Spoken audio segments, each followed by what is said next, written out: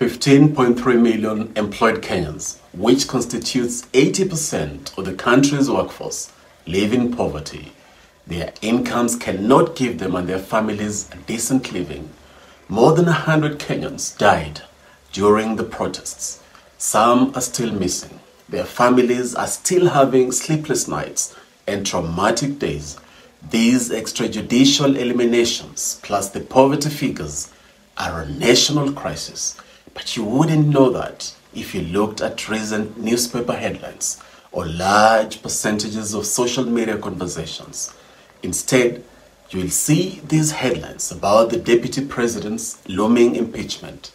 That's not accidental. It's straight from the political theater playbook. Politicians, especially presidents, often manufacture or magnify political crises to hide their failures and shortcomings, crimes and corruption. Indeed, presidents and senior politicians will start a fire so that they can heroically put it out to earn your praise. Meanwhile, you won't notice that they are actually stealing things from the burning house.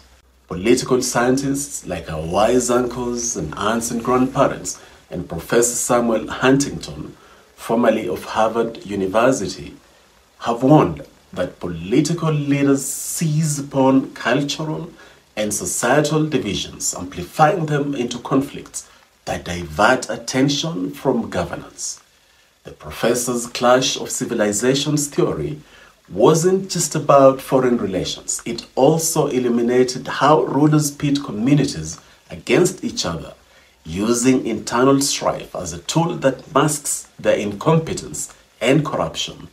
But you don't even have to read the book to reach this conclusion.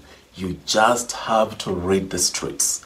In Tanzania, President Samia Suluhu Hassan recently accused the US and West of interfering in Tanzania's affairs. You will soon hear ruling party luminaries in Tanzania following suit to whip up nationalist sentiment. They will do so to divert national attention and conversation from critical issues the country is facing: rampant unemployment, a silent poverty pandemic, abductions, and much more. Presidents know that when they inflate crisis, the people will be too distracted to notice that their lives are getting harder, their freedoms dwindling. It is easier for a president to orchestrate a political spectacle than to reckon with the rot within their administrations. That's why Kenyans, Tanzanians, South Africans, Nigerians, and all Africans must reject this tactic and constantly shepherd national conversations back to the issues that truly matter.